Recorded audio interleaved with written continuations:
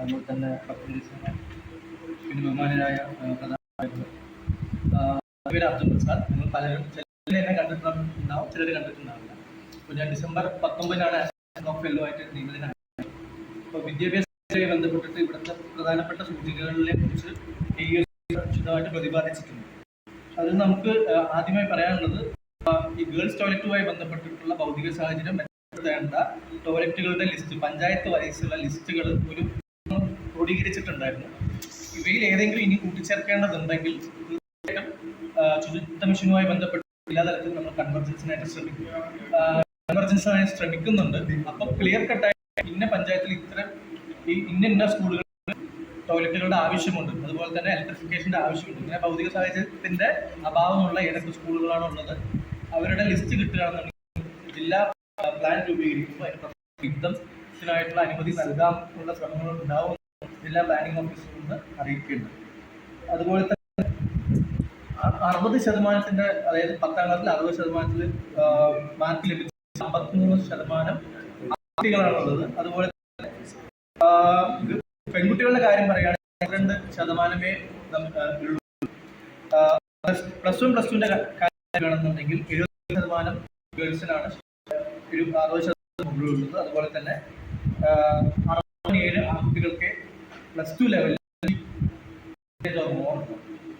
അപ്പം ഇത്തരം വിഷയങ്ങളെ നമ്മൾ അഭിസംബോധന ചെയ്യും. എൻ്റെ ഒരു ഹംബിൾ സജഷനാണ്, ലൈക്ക് ഹൈസ്കൂൾ കഴിഞ്ഞാൽ നമുക്ക് ഈ ട്രാഫിക് സിഗ്നലിൽ നന്നായി ചെയ്യുന്ന കുട്ടികളെ ഗ്രീനായിട്ടും പഞ്ചായത്ത് തലത്തിൽ നമുക്ക് യെല്ലോ റെഡ് ആയിട്ട് തരംതിരിച്ചുകൊണ്ട് സബ്ജക്ട് വൈസ് തന്നെ നമ്മൾ ശ്രദ്ധ കേന്ദ്രീകരിക്കേണ്ട രീതിയിൽ അങ്ങനെ ഒരു ഇവാലുവേഷൻ നടത്തുകയാണെന്നുണ്ടെങ്കിൽ ഹൈസ്കൂൾ തൊട്ട് തന്നെ നമുക്ക് ഒരു പരിധി വരെ ഈ 50% താഴെയുള്ള കുട്ടികളുടെ പെർഫോമൻസ് ഇമ്പ്രൂവ് ചെയ്യാൻ സാധിക്കുമെന്നും ഈ സ്ക്രൈബ് കുറയ്ക്കാനുള്ള അതുപോലുള്ള ഈ ലേണിംഗ് ഡിസബിലിറ്റീസ് ഉള്ള കുട്ടികളുടെ അത് ശതമാനം കുറച്ച് കൊണ്ടുവരാൻ സാധിക്കുമെന്നും തോന്നുന്നു. എക്സിസ്റ്റിംഗ് നമ്മുടെ കില അഗ്ലി സെന്ററിൽ ഉന്നതി എന്ന് പറയുന്ന ഒരു പ്രവർത്തനം നടക്കുന്നു. അതിന്റെ ഭാഗമായിട്ട് ശ്രദ്ധയുള്ള കാര്യം, ഒരു ചെറിയൊരു ശതമാനം കുട്ടികളെയാണ് അവരിലോട്ട് ആ പരിപാടിയിലോട്ട് തിരഞ്ഞെടുക്കപ്പെട്ടിട്ടുള്ളത്. ആ കുട്ടികളുള്ള എന്താ പറയുക, ആക്ടിവിറ്റി ബേസ്ഡ് ലേണിങ്ങിലൂടെ അവർക്ക് അവരുടെ ലേണിംഗ് എഡ്യൂക്കേഷൻ ആക്ടിവിറ്റി ഇമ്പ്രൂവ് ചെയ്യാനും അതുപോലെ തന്നെ അറ്റൻഡൻസ് പോലുള്ള കാര്യങ്ങൾ ഇമ്പ്രൂവ് ചെയ്യാനും സാധിച്ചിട്ടുണ്ട്. അതൊരു പഞ്ചായത്ത് നമുക്കത് ഒരു ഓണർഷിപ്പോട് കൂടി അത് ചെയ്യാൻ സാധിക്കുകയാണെന്നുണ്ടെങ്കിൽ കൂടുതൽ പേരിലോട്ട് അത് എത്തിക്കുവാനും അത് നമ്മുടെ ഒരു എന്താ പറയുക ഒരു കൺവെർജ് പഞ്ചായത്തുമായിട്ട് കൺവെർജ് ചെയ്തുകൊണ്ട് നമുക്ക് ചെയ്യാൻ സാധിക്കുന്നതാണ്. നീതി ആയോഗിൻ്റെ ഒരു നിർദ്ദേശം ഉണ്ടായിരുന്നത് നമ്മുടെ special education children's with special നീഡ്സിൻ്റെ ഭാഗമായി ഒരു നമ്മുടെ BRC കൺവെർട്ട് ചെയ്തുകൊണ്ട് നമ്മൾ ആദ്യം നടത്താൻ നിർദ്ദേശം ഉണ്ടായിട്ടുണ്ടായിരുന്നു. അതും ഒരു പ്രയോറിറ്റൈസ് ആക്ടിവിറ്റി ആയിട്ട് നമുക്ക് ചെയ്യേണ്ടതുണ്ടെന്ന് നിർദ്ദേശം ഉണ്ടായിട്ടുണ്ട്. പിന്നെ ഇപ്പം നിലവിൽ ചെയ്തൊരു പ്രവർത്തനം എന്നുള്ളത് നമുക്കറിയാം, സാമൂഹ്യ പഠന മുറി നിലവിൽ ഇവിടെ വ്യാപകമായി 43 മുറിയാണുള്ളത്. അപ്പൊ അവിടെ ഒരു ലേണിംഗ് സെന്റർ എന്ന പോലെ പ്രവർത്തിക്കുന്നുണ്ട്. പക്ഷെ അവിടെ കുട്ടികളിലെ റീഡിങ് ആദ്യമേ തന്നെ എഴുത്തിനെയും വായനയിലും അതുപോലെ തന്നെ ഉള്ള പഠന വൈകല്യങ്ങളെ ഐഡന്റിഫൈ ചെയ്യാനുള്ള ഒരു കേന്ദ്രമായിട്ടും കൂടി നമുക്ക് ഡെവലപ്പ് ചെയ്ത് കഴിഞ്ഞാൽ നമുക്ക് ബേസിൽ ചെറുപ്പത്തിൽ തന്നെ കുട്ടികളെ ഇതുപോലെയുള്ള ഇഷ്യൂ അഡ്രസ് ചെയ്യാൻ സാധിക്കും. അപ്പോൾ അതിന്റെ ഭാഗമായിട്ട് ഒരു ബുക്ക് കളക്ഷൻ നടത്തുകയും 43 പഠനമുറികൾക്കായിട്ട് നമ്മളൊരു 1000 പുസ്തകം കളക്ട് ചെയ്യാൻ സാധിച്ചിട്ടുണ്ട്.